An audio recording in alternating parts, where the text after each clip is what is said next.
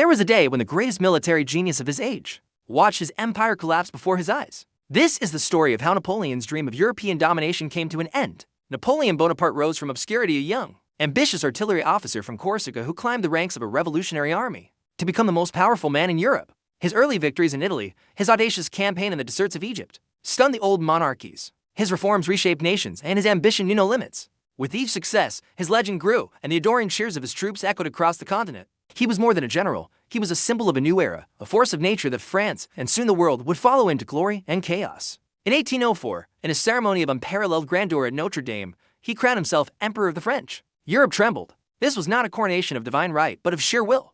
Through relentless war, shrewd diplomacy, and an unbreakable belief in his own destiny, he built an empire that stretched from the shores of Spain to the borders of Poland. His brothers and marshals were installed as kings, and the map of Europe was redrawn in his image. The ancient powers that had ruled for centuries now answered to one man. His name became synonymous with victory. At Austerlitz, under a rising sun, he achieved what he called his masterpiece, shattering the combined armies of Austria and Russia. At Jena, he dismantled the legendary Prussian army in a single day, entering Berlin in triumph. At Wagram, he once again forced Austria to its knees, securing his domination over Central Europe. He seemed invincible, a god of war who could conjure victory from any circumstance. But constant victory creates bitter enemies, and as his empire expanded, so did the coalition of nations determined to bring him down. In 1812, Napoleon made the decision that would seal his fate and doom his empire. He invaded Russia. With over 600,000 men, the largest European army ever assembled, he marched east, expecting a decisive battle. But Russia refused to fight. Instead, it offered scorched earth, endless space, and the brutal cold of its winter. Moscow was captured, but it was a hollow victory, a city of ashes.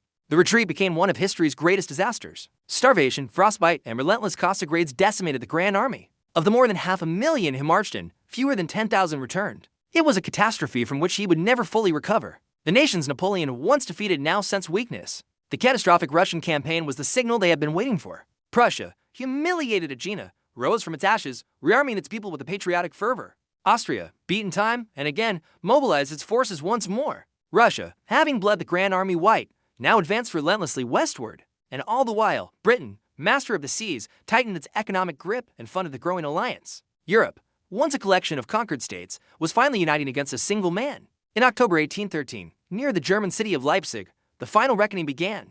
It was the Battle of Nations. For 3 days, over 500,000 soldiers clashed in the largest battle in European history up to that point. Napoleon, with a new army of young conscripts, fought with his old brilliance, but he was hopelessly outnumbered. Allies advanced from every side. His lines eventually broke. A prematurely blown bridge over the Elster River trapped thousands of his retreating soldiers, leading to their capture or death. It was a devastating, undeniable defeat. The myth of his invincibility was shattered forever. It was the beginning of the end. In the spring of 1814, the unthinkable happened. Allied armies marched into Paris. The city Napoleon had embellished, protected, and believed untouchable, surrendered without a fight. He had raced back with his remaining forces to save his capital, but he arrived late. Worse, his own marshals, the men he had raised from nothing, refused to fight on. The war was lost. His government collapsed. The French Senate declared him deposed. He abdicated his throne and was exiled to Elba, a small island off the coast of Italy. The man who had redrawn the map of Europe, who had made and unmade kings, was now the ruler of a tiny rock in the Mediterranean. His empire vanished. The old monarchies were restored. To his enemies, it seemed the Napoleonic era was finally over. But Napoleon was not finished. He watched from his island prison as the new order in France faltered. After less than a year in exile, he made his final, audacious gamble. He escaped Elba, landed in France with a handful of followers, and began a march to Paris. The troops set to arrest him instead flocked to his banner, chanting "Long live the Emperor." In a stunning, bloodless coup, he reclaimed his throne. For a period known as the 100 Days, he raised an army once more. Europe, which had just begun to breathe a sigh of relief, trembled again. On June 18, 1815, on the muddy fields of a small Belgian village called Waterloo, he faced his destiny. Across the rain-soaked ridge stood the Duke of Wellington with an allied army of British, Dutch, and German troops. Torrential rain had delayed Napoleon's attack, ruining his advantage in artillery. His cavalry charges shattered against the unbreakable British infantry squares. His elite Imperial Guard made one final, desperate assault, but was repulsed.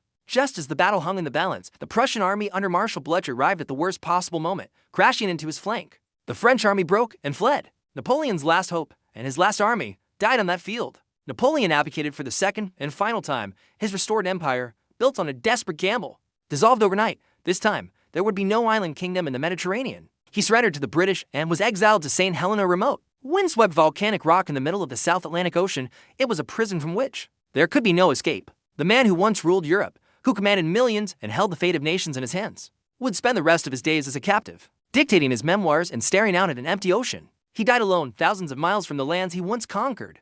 Though his empire collapsed and his dream of a unified Europe under French rule died with him, his impact endures. The Napoleonic Code, his system of civil laws, remains the basis of legal systems in dozens of countries today. His administrative and educational reforms built the foundations of modern France. His military strategies are still studied in war colleges across the globe, and his aim is forever etched into the monuments of Paris. His legend, born of unparalleled ambition and genius, became immortal. Empires fall, legends remain. Thank you for joining us on this journey through history to explore more epic stories of empires, battles, and the leaders who shaped our world. Subscribe to our channel